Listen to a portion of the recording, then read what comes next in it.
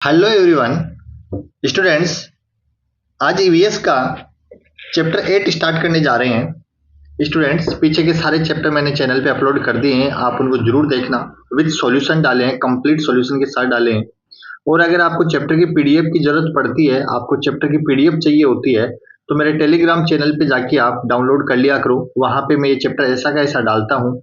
Telegram channel है, उसका link नीचे मैं डिस्क्रिप्शन बॉक्स में दे दूंगा। वहां पे जाते ही आपको टेलीग्राम चैनल मिल जाएगा और वहां से आप पीडीएफ डाउनलोड कर लेना। देखो, चैप्टर को स्टार्ट करते हैं, लेकिन स्टार्ट करने से पहले आपसे एक रिक्वेस्ट है कि जब वीडियो देखते हो तो उसको लाइक जरूर किया करो, चैनल को सब्सक्राइब जरूर कर लिया करो। तो देखो, आज चैप्टर स्टार्ट करते हैं। चैप्टर 8 है unique word of living organism. Unique word of living organism मतलब लिविंग ऑर्गेनिज्म है, उनका एक वर्ड है, उनका एक अलग ही संसार होता है। उसके बारे में इस चैप्टर में बात करेंगे अपन कंप्लीटली, कि वो कैसे रहते हैं, कैसे अपने फूड की ढूंढते हैं, कैसे सर्च करते हैं चीजों को। इसके बारे में सारी बातें करने वाले हैं। तो चैप्टर स्टार्ट करते हैं। देखिए, सबसे पहले है there are several kind of animals living creatures around us. अपने चारों तरफ सेवरल काइंड, अलग अलग टाइप के, बहुत सारे डिफरेंट डिफरेंट टाइप के प्राणी या जंतु या एनिमल रहते हैं। दीज क्रिएचर्स या animals have their own special characteristics. जो भी एनिमल्स अपने चारों तरफ रहते हैं, जो भी क्रिएचर अपने चारों तरफ रहते हैं, उन सब का कुछ ना कुछ स्पेशल क्या होता है, अपना करेक्टर होता है। They get their food in different way and protect themselves. They get their food, वो अपना फूड लेते हैं डिफरेंट डिफरेंट तरीके से और अपने आप को क्या करते हैं, प्रोटेक्ट करते हैं। In a different way they find out about the availability of food and reach there. और अलग अलग तरीके से अपने फूड को ढूंढते हैं कि कहाँ पे फूड अवेलेबल हो सकता है और वहां तक पहुंचते हैं। कैसे कैसे पहुंचते हैं, देखिए बात करते हैं आगे। देखिए डायग्राम में देखना, यहाँ पे कुछ आंट दे रखी हैं, ये एक लाइन में चल रही हैं, ये बेट है। और यहाँ पे आगे देखना, ये स्नीपर डॉग है एक, ये स्नीपर डॉग है। और ये rooster crowning in the morning, ये एक मुर्गा है, हैन है। अब नेक्स्ट देखते हैं क्या बात है। सी एंड पिक्चर टेल, इस पिक्चर जो अभी बात की उनको देखना है। Why are ant moving in line only. Ant हैं वो एक लाइन में, आपने भी घर पे भी देखा होगा कि आंट हमेशा एक लाइन में मूव करती हैं। ऐसा क्यों होता है, वो एक लाइन में कैसे चल पाती हैं, इसका आंसर आगे मिलेगा अपन को। Why are trained sniffer dog use in intense defective mission.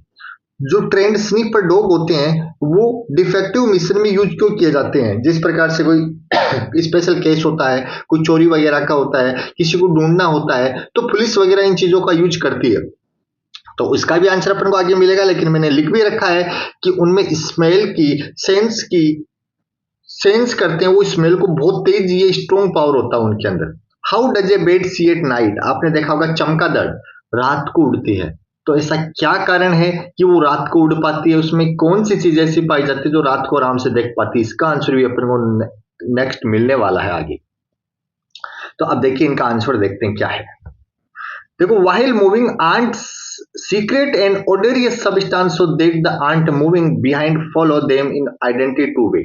ये लाइन याद रख लेना, आगे क्वेश्चन भी आएगा कि मूविंग, जब आंट मूव करती हैं तो वो सीक्रेट करती हैं एक ओडोरियस सब्सटेंस। ये याद रखना, ओडोरियस सब्सटेंस, ये ओडोरियस सब्सटेंस है, वो आंट सीक्रेट करती है और इसी के कारण वो स्मेल के द्वारा एक के पीछे एक चलती रहती है। So that the ants moving behind follow them in identity two way. वो एक दूसरे के पीछे चलती रहती हैं और वो अपने आप को पहचानती हुई एक एक पीछे चलती रहती है। क्यों चलती रहती है, क्योंकि आंट एक सब्सटेंस सीक्रेट करती हैं, उसको बोलते हैं ओडोरियस सब्सटेंस। ये याद रख लेना। When an ant bites us them, it injects the poisonous substance into our body which cause pain। और जब आंट अपन को काटती है तो अपने अंदर एक पॉइजनियस सब्सटेंस छोड़ती है, जहरीला एक पॉइजनियस सब्सटेंस छोड़ती है, जिसके कारण अपन को क्या होता है, पेन महसूस होता है। नेक्स्ट है, Ginny was going in the neighbourhood with her brother Deepak. Ginny जाती है अपने नेबरहुड पास में, पड़ोस में, अपने ब्रोदर के साथ, दीपक के साथ, अपना ब्रोदर है उसके साथ जाती है। Ginny foot got hit with a stone, Ginny का फुट है वो एक स्टोन से हिट हो जाता है, टकरा जाता है।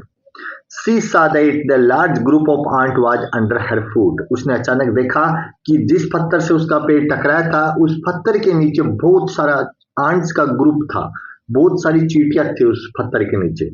सी got nervous and started running along with her brother, वो इनको देखकर नर्वस हुई, थोड़ी सी डर गई और अपने भाई के पीछे दौड़ने लगी।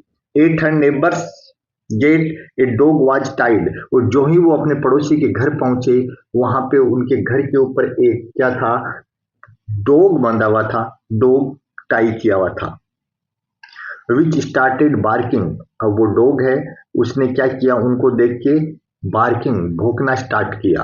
आपको पता है कोई भी अजनबी जब घर पे आता है, स्ट्रेंजर जब घर पे आता है तो डॉग उस पे भौंकते हैं, बार्क करते हैं।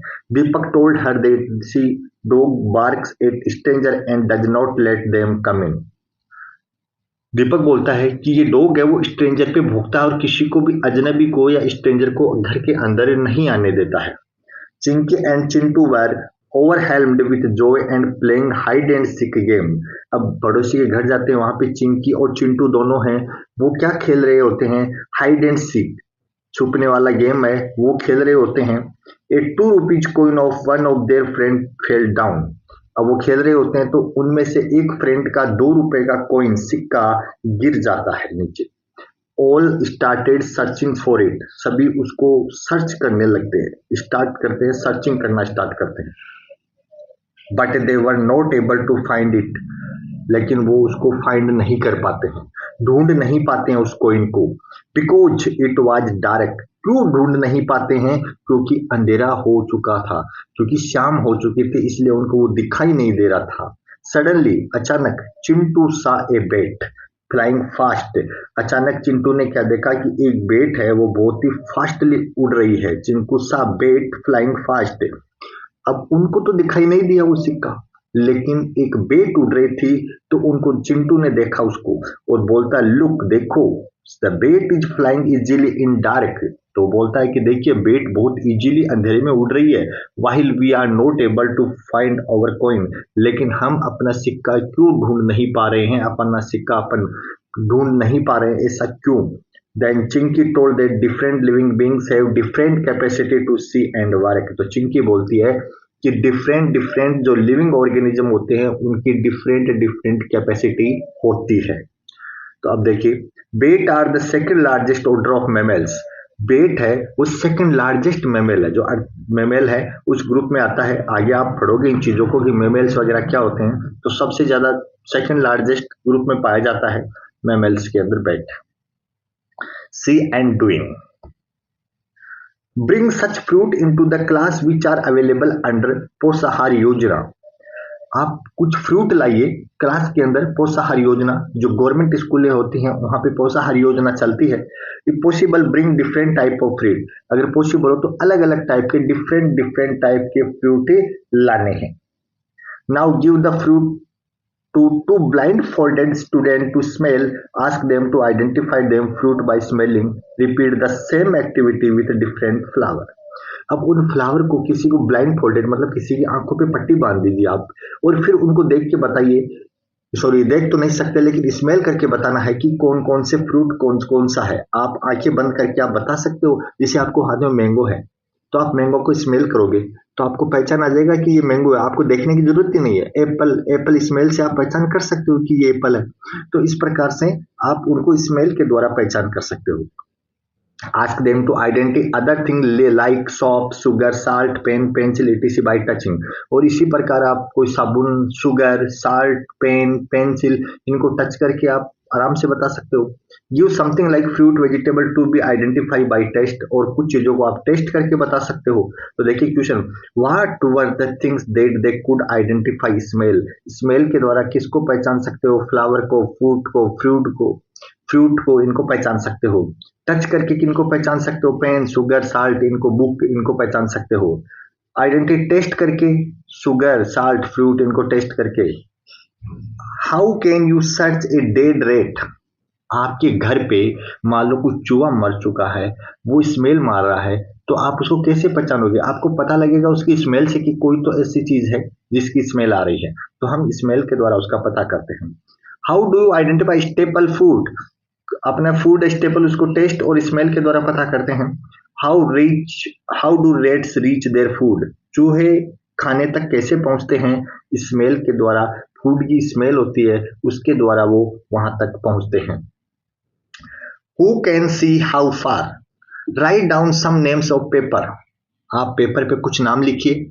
प्लेस इट ऑन वॉल, और इसको एक वॉल पे, दीवार पे प्लेस कर दीजिए। Now seeing the name, walk away from the wall and notice how far you can see them clearly. एक दीवार पे एक पेज लगाइए, उस पे कुछ नाम लिख दीजिए और उसको आप पढ़िए। आप पास में आराम से पढ़ सकते हो, उसको रीड कर सकते हो, लेकिन दूर जाते जाइए, दूर जाते जाइए, लेकिन एक पॉइंट बाद में आपको वो दिखाई देने क्या हो जाएंगे? बंद हो जाएंगे। आई स्ट्रक्चर ऑफ फ्लाई और mosquito is very different. I structure of fly और मॉस्किटो, मक्खी और मॉस्किटो की आई स्ट्रक्चर अलग अलग होती है। The fly away at one seeing any moving object. Fly है वो, हाउस फ्लाई वगैरह, वो किसी भी मूविंग ऑब्जेक्ट को एक बार में देख सकती है। Their eye are different from eye to human beings and animal. Fly की आंखें ह्यूमन बींग्स और एनिमल से डिफरेंट होती है। A loud wedding procession was passing near Mayank's house. एक बहुत ही तेज शादी का जुलूस या शादी का प्रोग्राम हो रहा था। वो मयंक है, उसके घर के पास से गुजर रहा था। मयंक के घर के पास से गुजर रहा था। सीइंग दिस, इसको देखकर Mayank put his finger into his year because it was very loud. और यह देखकर मयंक अपने कानों पे अपनी अंगुलियां रख लेता है, क्योंकि वो बहुत ज्यादा शोर हो रहा था, जैसे डीजे वगैरह बजता है। गुंजन आस्क्ड हिम, गुंजन यह देखकर व्हाट हैपेंड, उसको बोलती है मयंक को कि क्या हुआ। तो मयंक आंसर देता है, देखिए, इट्स वेरी नॉइसी। मयंक बोलता है कि ये बहुत नॉइसी है, मतलब बहुत तेज साउंड होती है, उसको नॉइस बोलते हैं। और इसका पोल्यूशन होता है, उसको नॉइस पोल्यूशन बोलते हैं। तो मुनिया, मुनिया है, वो बोलती है what does it means by noise. तो मुनिया बोलती है कि नॉइस मीन्स क्या होता है। तो मैं बोलता है when we hear a sound louder than our hearing capacity it is called noise.